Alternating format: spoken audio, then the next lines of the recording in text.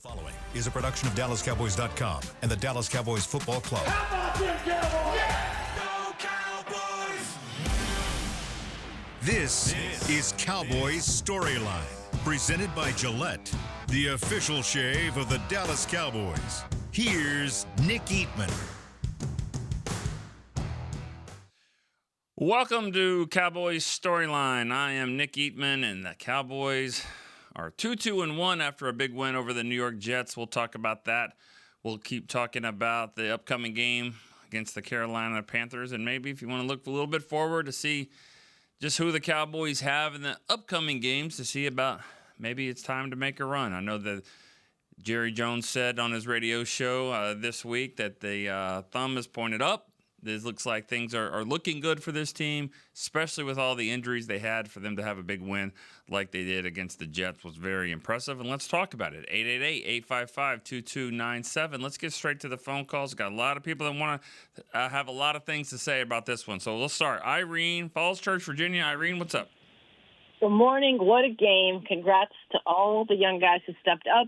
Congrats to Shoddy for handling injuries masterfully. Love it. I think James Houston made the biggest impact turning the defense around. He's 97th in pass rush snaps and 5th in sacks. Free my guy. That's it. Have a good day. All right. The pass rush looks a lot better. I mean, it did, and maybe that's going to happen when you're facing a team like the Jets. But they came into this game. Their offensive line was pretty good. They held up in some of their other games, and so Fields wasn't getting sacked a lot, but he got pressured all day long. James Houston continues to just play out of his mind, and he's been probably one of the biggest surprises for this team. As Araku, I thought keeps getting a little bit better. You're starting to see the light come on a little bit more with him. Dante Fowler had a nice game, very active. So I'm not going to say that they don't miss the other guy in Green Bay. They certainly do. But so far the last 2 weeks it's looked better. Let's see if they can continue to do that against the Panthers. All right, let's go to Davion. He's in Caseyville, Illinois. Davion. What's going on, big dog? What's going on? I know we got to be quick today, so hope everybody's doing okay. Yep, doing good. All right, well, man, Shotty had me at hello. I'm be honest. I was the first press conference. I was like, we might got us something here. We might be able to do something. And every week is growing and growing. Seen it up close and personal this summer in Oxnard. So I think we got us a coach, Nick. I really think we might have a chance to really do something special either this year or next year. But it looks like we're well on our way. So I'm really excited to see where it goes. Yeah. I mean, it's certainly looking pretty good, and I love that you dropped the Jerry Maguire reference there right off the bat. You had yeah, I knew you'd catch that. You knew I was going to catch that one. Yeah, of course. All right. Anything else? No, you got to be quick, guys. I'll call back later this week. All right. Go ahead. I appreciate that. You guys following the rules. Chris has got you guys in shape. I love it. Let's go to Zach in Atlanta. Zach. Nick in Frisco. What's going on, man? Great, man. I'm doing good. Good to hear. Man, to echo Davion and many other callers, I think we got something in Shoddy. Still early in the season, still young into his head coaching career, but I didn't like the process in the spring, but coming out of the draft, we drafted a lot of high-quality character guys. I think that was a Shoddy fingerprint. I like the accountability in camp, and so the adjustments to get the line right, and just scheme up for a decimated, roster. I think he did a great job. So excited for the next couple of games and see how they build. But speaking of the roster and guys missing, how do you think CeeDee Lamb fits back into the offense? Obviously, game breaker, number one wide receiver. Yeah. But the offense feels like it's focused right now. And so do you anticipate any hiccups of him coming back? I know it's a weird question, but with that, I'll hang up. All right. No, Zach, I know kind of what you're thinking there as far as it's looked really good there. But and then so where does he fit back in? But I'll tell you, at the top, like right at the top, that's where he just slides right back up there, and everyone else figures it out. This guy is the difference maker. for me and for this offense. And so, I think it's a great problem to have. What it's done is it's shown that some of these other guys can make plays. And so that just gives you more weapons to have in your arsenal. And I think we know what Turpin can do with his speed. He's going to be a problem in put in the right situations. Pickens is a huge problem as well. I mean, Pickens is beating not just the best guy that the Jets have, but one of the top 3 or 4 corners in the league. Just beats him deep, just gets past him, just hand fighting the entire way, makes the play for the touchdown. He can beat one of the best in the game. CD can beat whoever else is in front of them. Flanoy now coming on. So, CD goes right to the top, and the focus is to get him the football. Then everyone else should be able to make plays. So, great problem to have, if it is one. About Shoddy, it's 2 in a row about Shoddy. And how, maybe they have something here. Accountability is a word that I've heard several times about him as well. And if you listen to the press conference right after the game, Dak said something very interesting. On the headset, he said Shoddy was kind of blaming himself on some of the throws. He said, "Here, this is on me, Dak. Let me try to get something going for you here. I'm not calling a good game for you." And whether or not Dak fully believes that, because he puts pressure on himself too to make plays, but he even said that it's refreshing to kind of hear a coach say, put some of the onus on him, not all on him, but it's back and forth. But maybe that's not something that he's used to. So you could tell Dak appreciated that in the middle of the game. All right, KC Joe, he's in Kansas City. What's up? Hey, how you doing, Nick? I'm good. How are you? Good. I'm better. I've been hurt at work, so I'm just getting back to the swing. That's why I haven't called in lately. Oh, well, hope you're feeling better. I am. Sound good. I'll turn you down. Huh? I got to turn you down. You're ready. You're lively. Let's go. I'm sorry, buddy. I'm sorry. No, you're good. Do your thing, man. I'm telling you, I was really impressed with that Thomas, the number 2, the one on his jersey. He picked that quarterback up and laid him on the ground. He said, "You're not getting in the end zone today, buddy. Not today and not on my watch." I mean, and he's fast. He seems to get everywhere quick. I don't know how fast that man runs, but he is on the ball. Yeah. Yeah, he is. He's a good player, and he's active, and he reminds me a lot of Donovan Wilson. Honestly, early in his career, Donovan was a guy that a little bit penalty prone at times, just because they're so aggressive. Wanye had some of that, especially some of the preseason, but he only knows one way.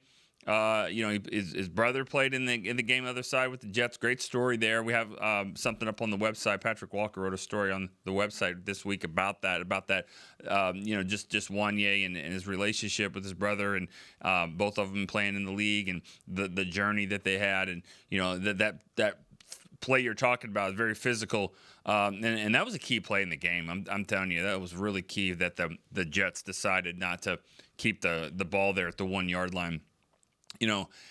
What surprised me about that is the Cowboys had a penalty of one of the extra points, that the Jets were offsides after one of the extra points. So they decided to go for 2 because the ball went from the 2 to the 1. That's how they view the 1 yard line. Now, they got a false start penalty, and that pushed them back to the 6, and then they ended up, I guess, not even making the field goal there. But the point is that when the ball's at the 1, you go punch it in and score. And so that's surprising that the Jets didn't take that opportunity, and it cost them some points there. All right, let's keep it rolling. Lester is in Illinois. Lester, what's up? Hey, Nick, how you doing today, man? I'm good. How are you? I'll be quick. Good. I'm doing good. I just got a couple comments, couple questions. The injury on our running back Sanders. The reason I'm asking about him because I just wonder if Blue going to play a little bit more. And what do you think of the defensive line rotation now that Houston is really doing well, and we got some people coming back from injury? So that's all I have. Go Cowboys. All right.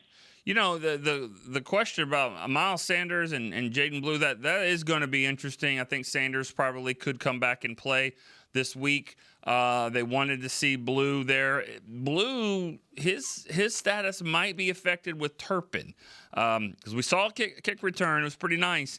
So we might be factored in with what Cavante's status looks like. Jerry Jones did say this week that there's a chance, fingers crossed, there that Turpin could come back. But I just think he just needs to keep playing. He's got the speed, the quickness. Once he stops thinking so much, he should be fine. As for your D-line rotation, yeah, Houston's got to be right there at the top. He's been outstanding.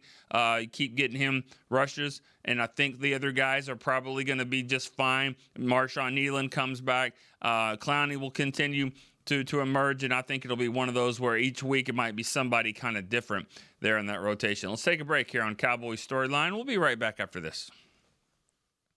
Cowboys fans, when it comes to navigating the ever-changing world of tax, your business needs a partner it can trust to tackle even your biggest tax challenges. Ryan is the largest firm in the world dedicated exclusively to business taxes. Our team of tax professionals has local expertise in all areas of tax and can help you uncover savings opportunities you didn't know you had. Learn more about how Ryan can improve your overall corporate tax performance by visiting Ryan.com. Ryan, the official tax partner of the Dallas Cowboys. Crown Royal and the Dallas Cowboys are bringing back the Royal Rig for Season 2. See it in action at AT&T Stadium on Thanksgiving Day, when the Dallas Cowboys take on the Kansas City Chiefs, and around Dallas on November 26th and November 28th. Visit crownroyal.com to see where else the Royal Rig is stopping this NFL season. That's crownroyal.com. Please drink responsibly. Altec Lansing has been perfecting sound since 1927, bringing you decades of audio excellence to elevate your Dallas Cowboys tailgate ritual. Equip your next pregame with the Sound Rover 180 with 6 hours of playtime, built-in microphone, multicolor light modes, and a rugged exterior that's built to last. Visit alteclansing.com/Cowboys15 for 15% off your Sound Rover 180. That's ALTECLANSING.com/Cowboys15 for 15% off. Altec Lansing, official audio partner of the Dallas Cowboys. Back to Cowboys Storyline, presented by Gillette, the official shave of the Dallas Cowboys. All right, back here on Cowboys Storyline. Let's go straight to the phone lines. Got a lot of callers today. Michael, Bowling Green, Kentucky. Michael, what you got? Hey, man, I'm just sitting here in Central Time Zone of Bowling Green. Okay. But I wasn't sure. Williams and Flournoy had 100 yards rushing and 100 yards receiving. First Cowboy teammates to ever do that in one half. That's crazy. Yeah, that is crazy. That is crazy. And this is my question. You can't go crazy over one game, but it seems to me other teams have been successful when their stars have been out and their backups stepped up and they still won. Do you think if that continues, I mean, could we be looking at actually a better season than we thought? You said you've never seen a tie or an NFC championship game.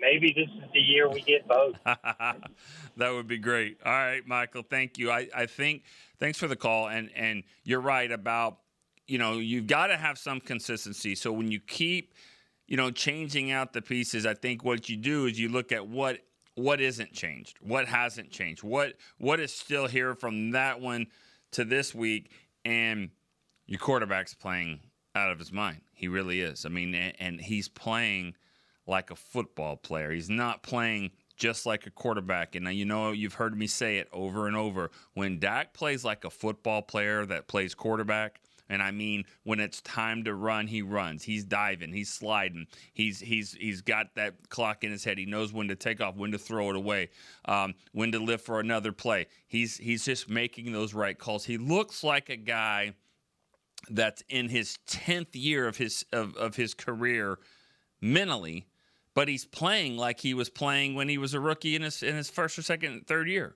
So I'm not saying he's turning back the clock, but it's kind of looking that way. And that is when you bring in another receiver here and another offensive lineman here and other backs and stuff, the constant, the one thing that's staying the same is Dak. And Dak's playing great just about every single week. So you got to give him credit for that. Let's go to Shelby. He's in Virginia. Shelby, what's up? Hey, good morning, Nick. How you doing? Good. How are you? I'm doing great. I'll try to keep it to Rapid Fire Tuesday pace. Let's see, 2 years ago when we did the Washington game, you signed my copy of If These Walls Could Talk. I don't think I'd called back since. Finished it, absolutely loved it. As somebody who grew up I was too young in the 2000s for really anything that happened in that book to remember, and I felt like I got to sort of live those seasons, which is incredibly fun. Thank you. So I passed it off to my dad. Truly just great work. I'm not sure where he is or if he has started, but I am looking for my next Nick Eatman book. So you name it, I order it tonight. What book should I read?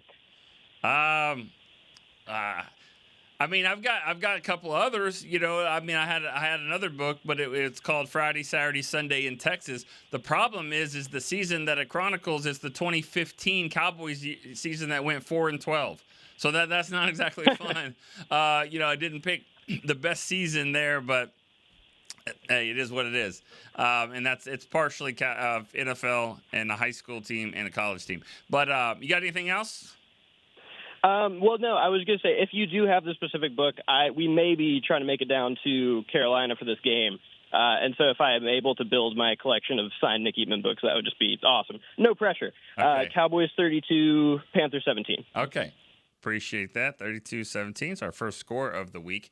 You know, I don't know what to think about this game coming up. I mean, I know that, you know, Carolina – they're interesting. They're better than what they were. I mean, when the Cowboys, this is the third year in a row that we've gone there, and so we'll see. I think that they're probably going to be the most competitive that they've been, and we'll see what the injuries look like. But thanks for the shout out with the books. If These Walls Could Talk is certainly the one that it gives, you know, most Cowboy fans would like. You know, we did a 60th anniversary book as well. It's more of a coffee table book. Did that with Jeff Sullivan, and then of course If These or Friday, Saturday, Sunday in Texas is also about other teams, but the Cowboys are a part of that as well. All right, Lewis in Langston, Oklahoma is next. Hey, what's going on? How are you? No, I'm not bad, man. I'm going to keep it quick and short. I was calling because I enjoyed the game the other day. My only criticism is, and I hate to say it because it was a really good hard-fought game. My only criticism is I felt like we gave up the run defense and added the sacks. Like, we can't marry the two together. Can we stop the run and get the sacks at the same time? I just want them to do that. I'm not saying that I want it to be perfect. I know there's going to be some hiccups there here and there, but like Breece Hall was doing a lot of damage. So I just stopped him from getting 8 yards a pop, maybe 5 yards a pop. Mm-hmm. It would have been a fantastic game. But since I'm going to be on short, I'm going to leave it at that, and I'll call back when I can. Yeah, all right. Well, I mean, thanks for the call, and you know, wins still have some things that the Cowboys can work on, and that's what makes it exciting. And you're not wrong. I mean, they ran the ball pretty well. Breece Hall there's a couple that I remember that he just went right up the middle, and now he didn't always give the ball back to the ref. And I thought that fumble was, you know, turning point in the entire game. But you're right. They gashed him a few times there. And so that's one of those things where you do get heavy pressure. Sometimes you do give up the running plays. And we've seen that happened when Micah was here as well. You know, I mean, the focus is up the field for sacks, and you've got to be careful with that. But you know, it was kind of bend but don't break, especially down inside the 5. I think Solomon Thomas had a huge play there on that third down tackle, or maybe it was a second down tackle from the 3-yard line to really push him back, and that kind of changed the momentum. So they tightened up when they needed to, when it was, you know, when they were there to run the ball and stop the run.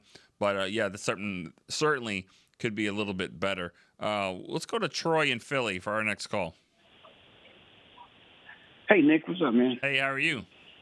I'm good, man. First of all, let me just tell you, man, you are totally living my dream, man. A childhood fan of the team, and you get to work in the building.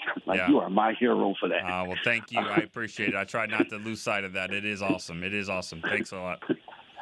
A quick question. I heard a comp yesterday. I thought it was kind of interesting. I heard Dak and Shoddy compared to Breeze and Peyton. I think they think they may be a few years away from that. I just thought it was an interesting comparison. I just want to know what you think of that. Thanks, man. Okay, thank you. I guess that's an age thing of where they are in their age. Sean Payton and Breeze. I haven't really heard that, but that a young coach getting his opportunity, and he can lean on a veteran quarterback that's been around, and he kind of needs a little bit of a jolt as well. Again, I don't know the comparison. That's how I'm comparing it.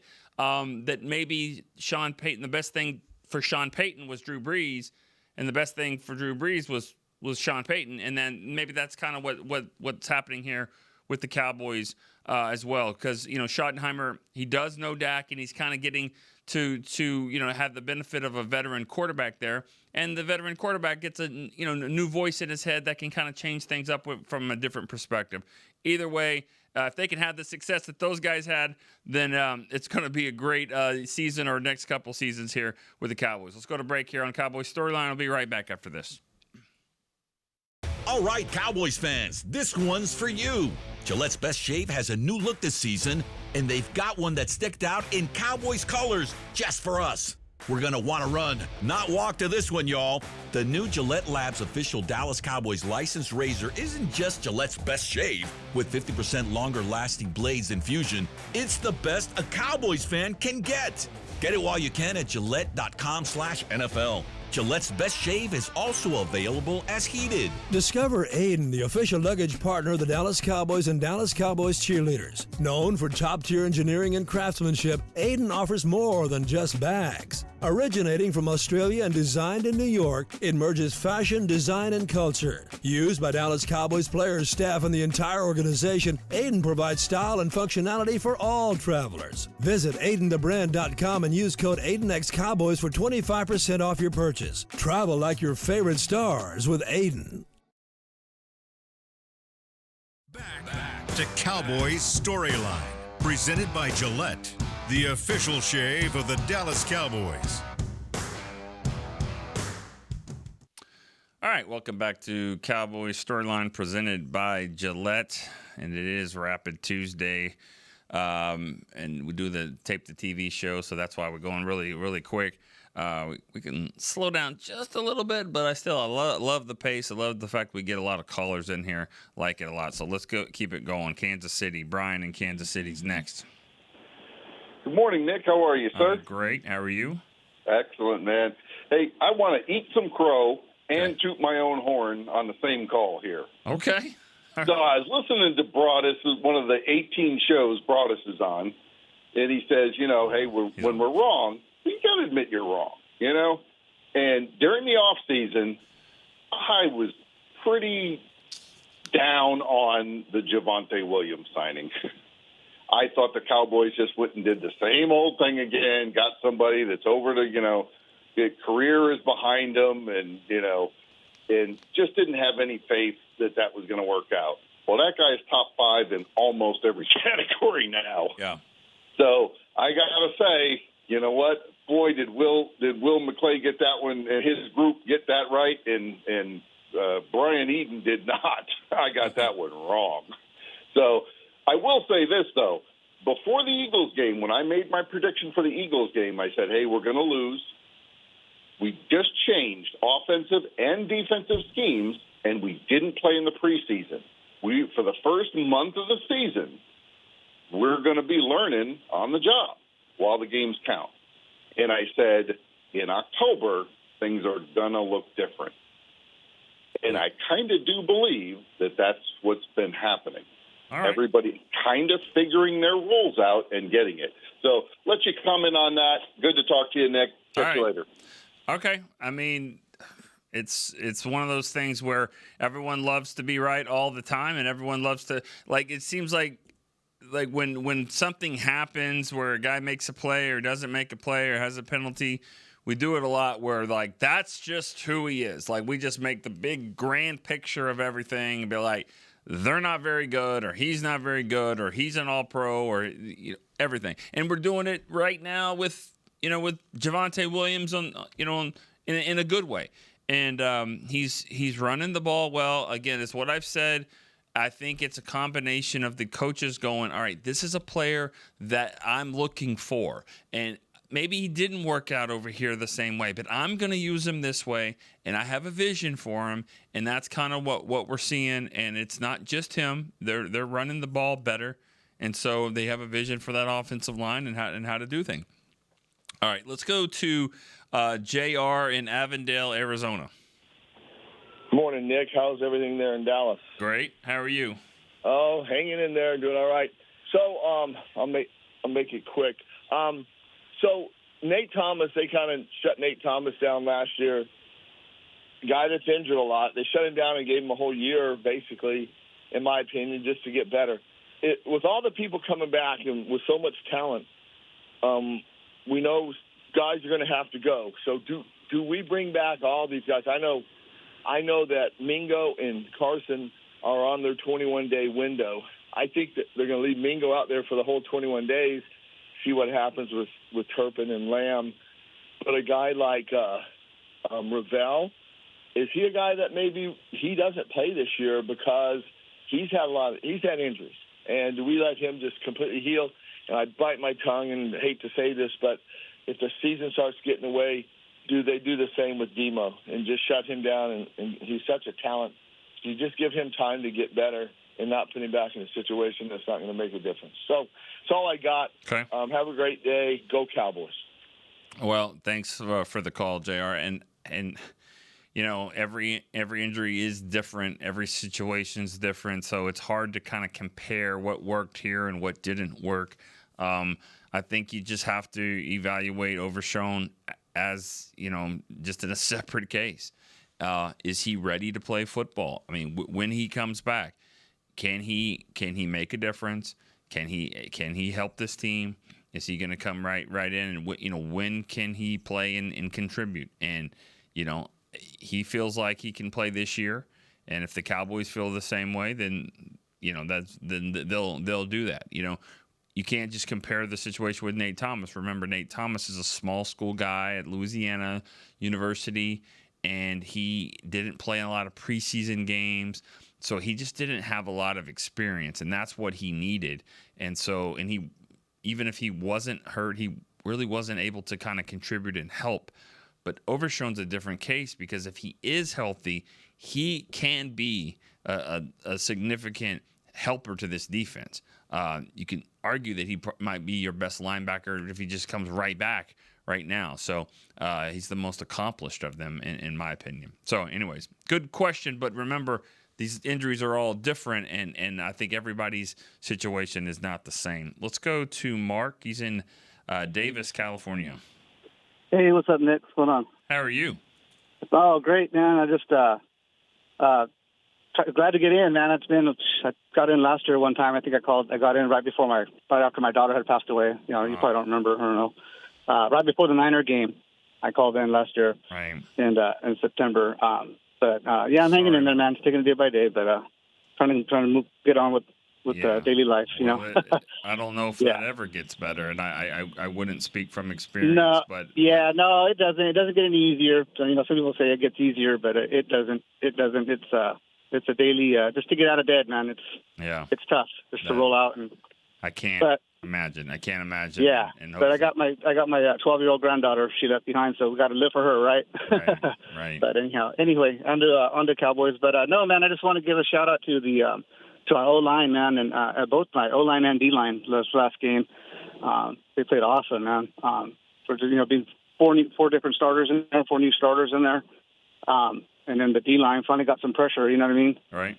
Long-awaited pressure on the QB, so hopefully we keep this up, man. Hopefully it's a sign of things to come with the D-line, get some more pressure to relief, get some help out. It'll help our back end out either, too. I mean, safeties and corners and stuff or whatnot. But that's it, man. Just wanted to give a shout-out to thank you. The O-line and D-line for a great game, and then go Cowboys. And hopefully we keep it up in Carolina. All right. Thank you, Mark. Appreciate the call, and you keep doing the good work there. I know that's not an easy situation, and I say that a lot of people probably are going through things, not necessarily like that, but everyone's got things that they go through, and in a weird way, sometimes sports or anything that can get your mind off things that you can be excited about can certainly help. And if the Cowboys, if that's the trick that does it for some, then you know what, let's root for them even more.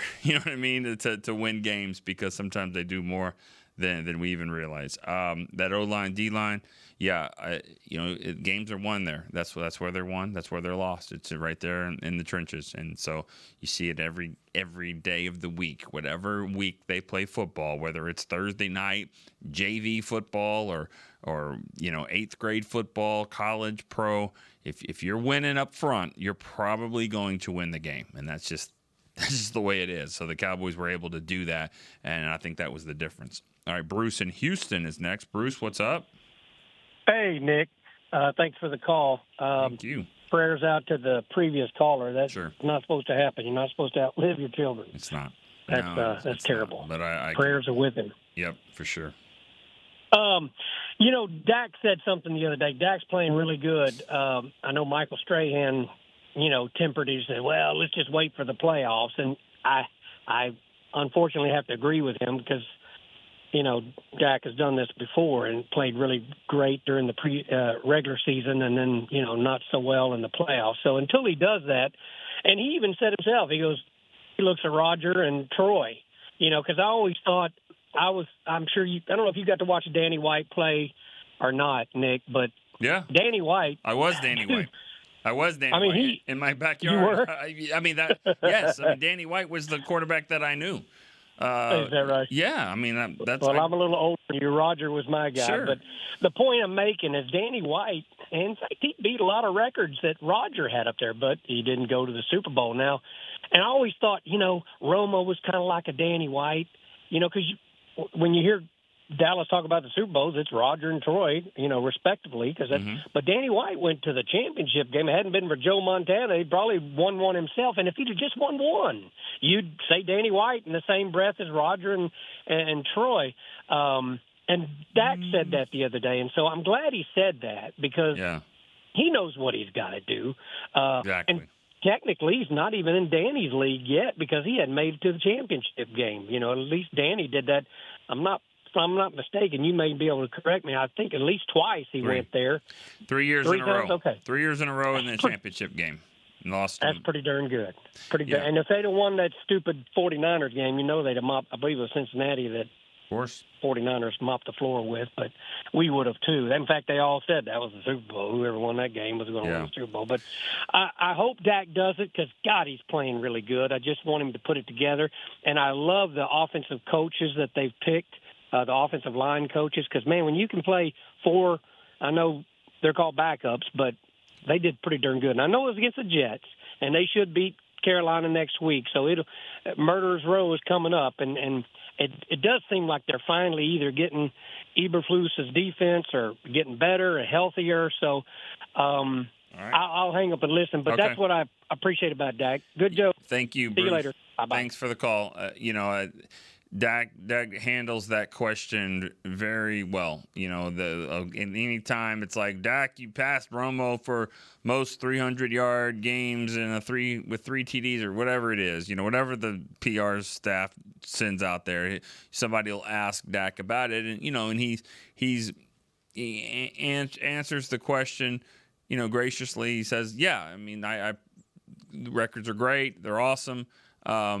But at the same time, he also understands that it's Roger and Troy, winning Super Bowls. That's what they've done. Doesn't matter what it is. Just like Jason Garrett had more wins in the regular season than Jimmy, I guess, or no one cares about that kind of stuff because when you talk about the great coaches, these are the ones we talk about, the ones that won the Super Bowl, or at least the two that won the Super Bowl. Nobody seems to put Barry in there, but I would because he won the Super Bowl. But yeah, quarterback. You say if Danny White would have won one, he would have been up there with those guys. Well, Barry Switzer won a Super Bowl, and he's not up there with those guys. But I know what your point is. He would have been viewed differently. Romo would have been viewed differently, obviously, if you win, and Dak's going to be viewed differently if he wins. That's just the way that it goes. And so I put I loved watching Danny White when I was a kid. That was the quarterback from my era.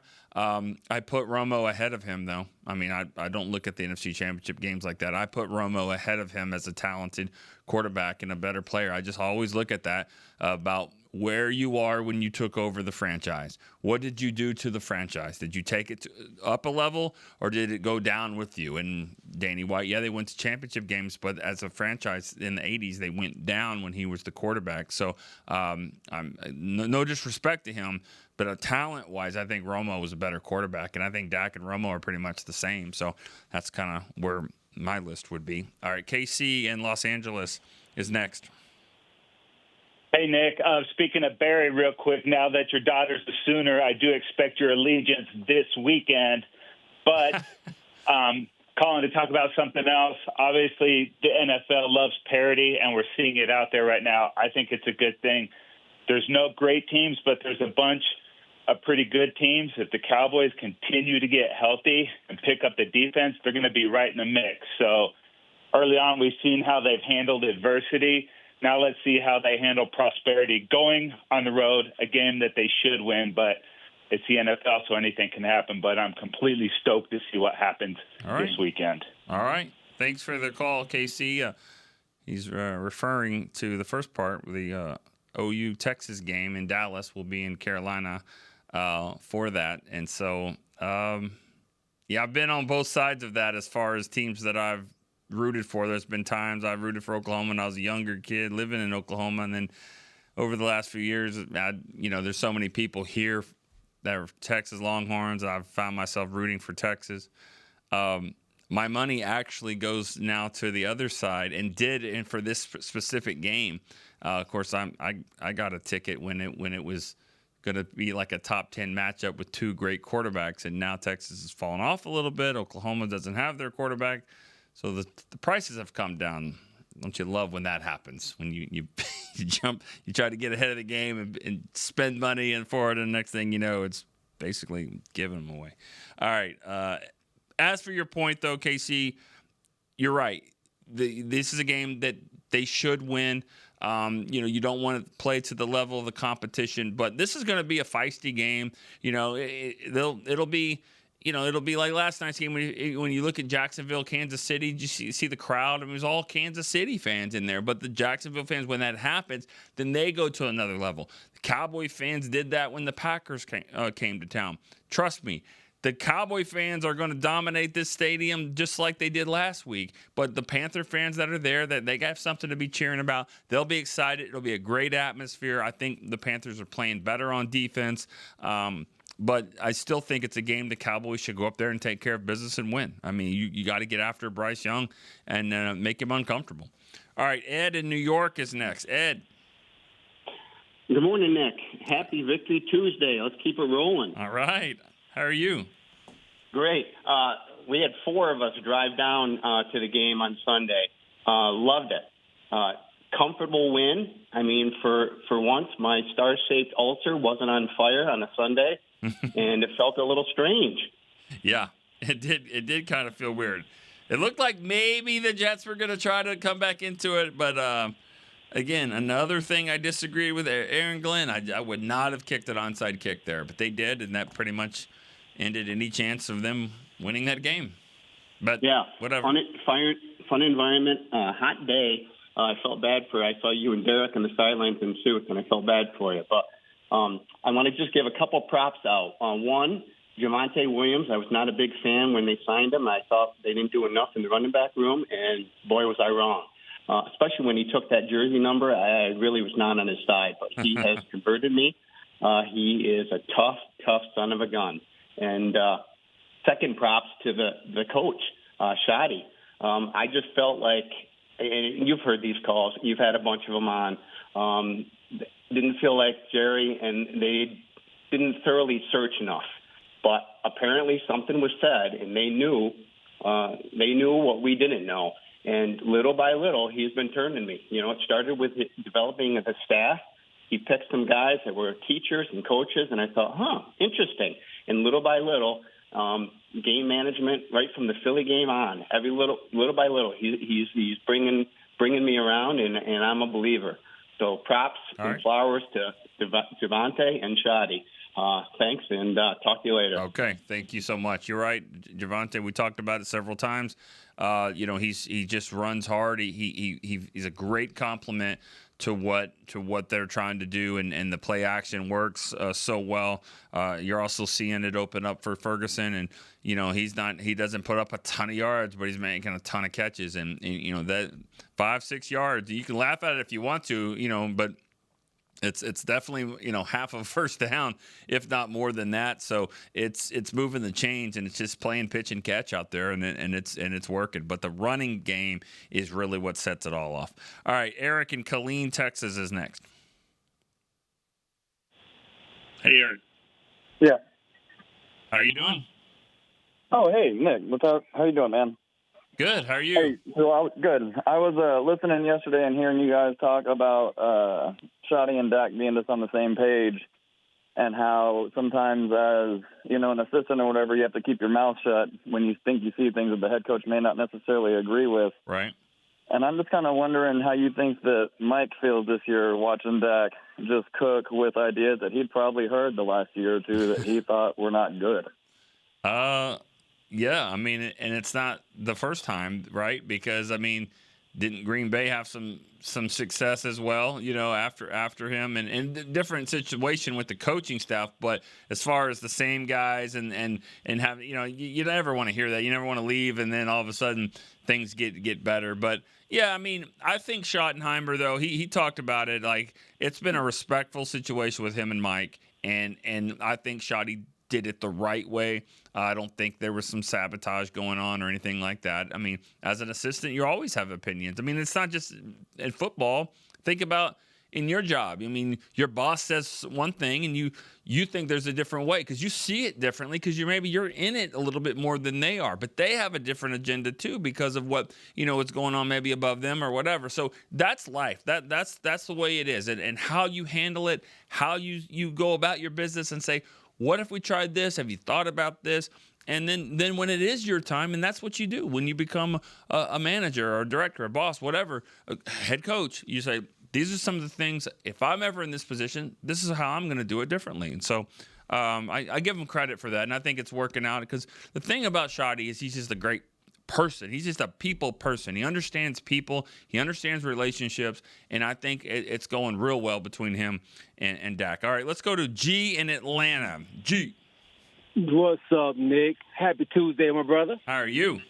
I am doing well, man. I appreciate you taking my call. Sure. All right, man. I got two questions for you. Okay. Which group do you think are playing the best? Running backs, wide receivers, tight ends, or O-line? And then my second question is, I've been saying all year, all season, man, that I feel like we're moving different. The organization is moving different. Is Stephen Jones kind of taking over more of the head role now, or is this all Jerry Jones? I think we've done things differently this year, like signing people early, getting rid of Micah Parsons, which never happens. Right. So I just want to get your thoughts on that, man. I'll listen offline. Well, thanks for the call. And those two scenarios you said, is it just all Jerry Jones or is Stephen Jones now the main guy? And I think it's neither of those two scenarios. I don't think it's all of anyone. But I also think Jerry's still, he's still in control of this. Stephen every year seems to have a little bit more voice. That's what it seems like. But and looking down the road and what makes the best move, not just this year but next year. So and he's always kind of done that. If you go back to the signing Deion Sanders, they got into a little shoving match in the hallway because he didn't think that was a smart move for how much money they were paying for, and Jerry had a different vision, and I think it turned out to be a good move there. But all right, let's and then another part that you made. Which of these position groups are playing the best? Running back, receivers, O-line, or tight ends? That's a good one because they've all, other than tight ends, everyone's really experienced injuries. And running backs, a little bit of injury. I would say your receivers probably, because Pickens has been outstanding. Flanoy comes in. He's been really good in the game that he got to play. CD, he did have that first game where he dropped some passes, still had 100 yards and had 100 the next game. So I think the receivers, but you can't really go wrong with any of those. All right, let's go one more break here on Cowboys Storyline. I'll be right back after this. All right, Cowboys fans, this one's for you.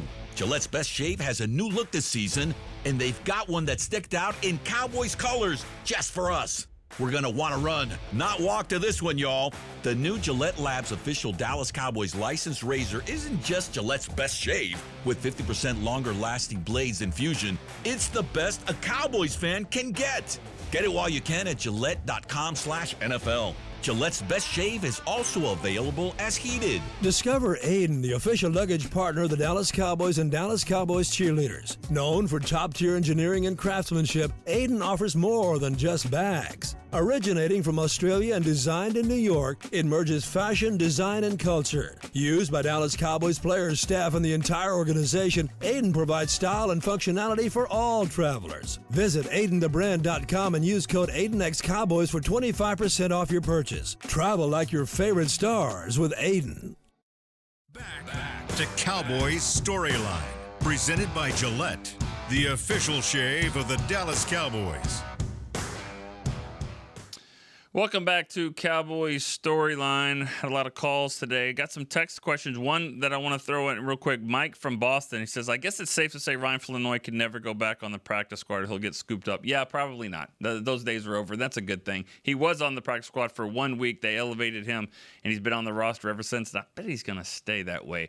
Remember, Mingo's coming back as well. You still have Jalen Tolbert, Turpin, not to mention CD and of course, Pickens. So the receivers group looks really good right now, but Flanoy definitely gave you some Miles Austin vibes a little bit. Jerry Jones actually said that on his radio show that he thought that as well. Great problem to have, and a lot of weapons there for Dak and that group. Guys, outstanding show, a lot of fun. We'll do this every single day, 10 a.m. Central, so we want to make sure you're a part of that as well. For Chris Beam in the back, I'm Nick Eatman. We will see you next time on Cowboys Storyline, presented by Gillette. This has been a production of DallasCowboys.com and the Dallas Cowboys Football Club. How about this, Cowboys? Yeah!